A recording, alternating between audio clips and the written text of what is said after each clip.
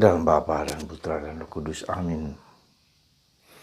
Allah Bapa di surga, bantu kami untuk tidak merasa tahu, untuk tidak sombong dan menganggap diri tahu segala-galanya. Bantu kami untuk menjadi lebih rendah hati, menjadi miskin, merasa tidak berdaya dan tidak mampu terhadap apapun, sehingga kami berharap dan mengandalkan Engkau saja. Terpujilah namamu kini dan sepanjang segala masa. Amin. Saudaraku terkasih dalam Kristus, orang Nazaret, di mana Yesus tinggal dan hidup bersama mereka. Ternyata orang Nazaret merasa tahu tentang Yesus sebagai anak Maria, dan karena itu menolak Yesus, menolak kritik Yesus. Dan inilah dosa kesombongan, dosa merasa lebih tahu dari yang lain, dosa rumongso iso ning ora iso. Ini yang seringkali menutup hati kita terhadap segala kemungkinan akan rahmat yang Tuhan berikan kepada kita. Dan Yesus mengumpamakan mereka, kesombongan mereka itulah yang membuat mereka tidak mendapat rahmat dari Tuhan. Dan Yesus mengungkit tentang Nabi Elia yang tidak memberikan makanan kepada orang Yahudi yang kelaparan selama 3,5 tahun, tidak ada hujan. Tetapi Elia memberikan kepada janda Sarfat, orang kafir. Bukan kepada orang Yahudi, tapi kepada orang kafir. Pada zaman Elisa, ada begitu banyak orang kusta, tetapi orang Naaman orang orang Aram itu orang Syria, justru disembuhkan. Saudara, kita jangan merasa bahwa kita tahu lebih banyak tentang Yesus. Ya. Kita jangan merasa bahwa kita lebih hebat. Kita jangan merasa bahwa Yesus adalah segala-galanya bagiku, tetapi kita tidak tahu mendalam lagi, dibongkar oleh Yesus kesombongan hati kita. Entah karena kita belajar, entah karena kita banyak kali berdoa, lalu kita menutup diri terhadap segala kemungkinan yang Tuhan berikan kepada kita. Iso neng rumongso iso, bisa, tapi merasa tahu.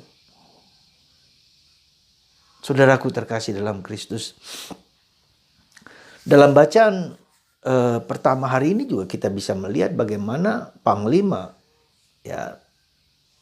kerajaan Aram, Naaman, ketika tahu bahwa dia hanya disuruh mandi di sungai Yordan 7 kali dan merasa sombong.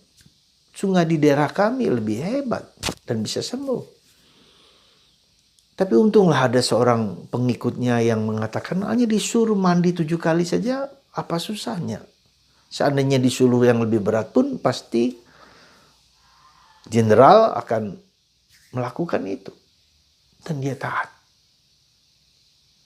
Dia mendengarkan, meskipun dia jenderal, meskipun dia panglima besar, tetapi dia cukup terbuka terhadap kata-kata baik dari orang yang mendampinginya. Dan sembuh. Dan inilah saudaraku terkasih, kemampuan kita untuk mendengarkan, kemampuan kita untuk tidak sombong, kerendahan hati, itu membuat kita mampu mendengarkan segala yang mungkin terjadi di sekitar kita. Semoga di masa Prapaskah ini, hati kita terbuka dan membuka diri terhadap segala kemungkinan yang Tuhan berikan, terhadap segala suara-suara baik yang Tuhan berikan. Meskipun Naaman seorang yang besar, tetapi dia mau mendengarkan saran dari orang kecil, dari para pengikutnya. Demikian juga orang yang menyarankan supaya Naaman panglima itu pergi ke Israel adalah tawanan dari orang Israel, orang Yahudi yang bekerja di kerajaan Aram, supaya dia disembuhkan. Sekali lagi keterbukaan dengan berbagai macam, terutama dari orang kecil, orang sederhana, membuat kita mendapatkan rahmat berlimpah. Juga dalam masa prapaskah ini, juga dalam masa yang tidak mudah ini.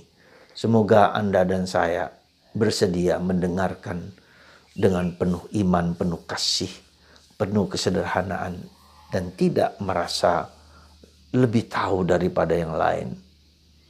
Merasa lebih hebat daripada yang lain. Juga dalam relasi kita dengan Tuhan.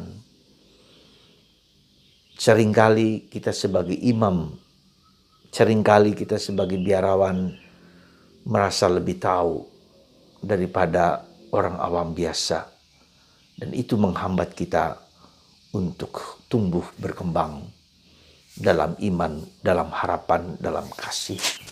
Semoga Anda dan saya semakin terbuka dan membuka diri terhadap segala kemungkinan yang mungkin dapat kita dengarkan dari banyak orang. Menjadi rendah hati mendengarkan orang lain yang sekecil apapun,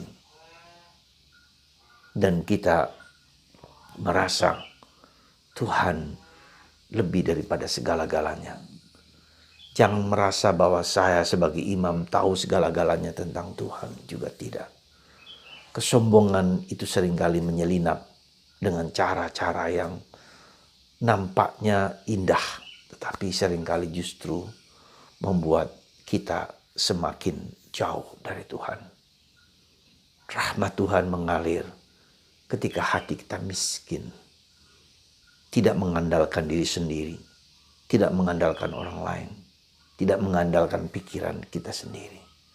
Tuhan memberkati Anda dan kita semua supaya bersandar hanya kepada Yesus. Seperti Yosef yang mendengarkan suara Tuhan. Meski ia tahu bukanlah yang gampang. Dengan penuh kerendahan hati, Yosef mendengarkan suara Tuhan untuk mengambil Maria sebagai istrinya dan taat kepada kehendak Allah. Tuhan memberkati kita semua dalam Bapa dan Putra dan Roh Kudus. Amin.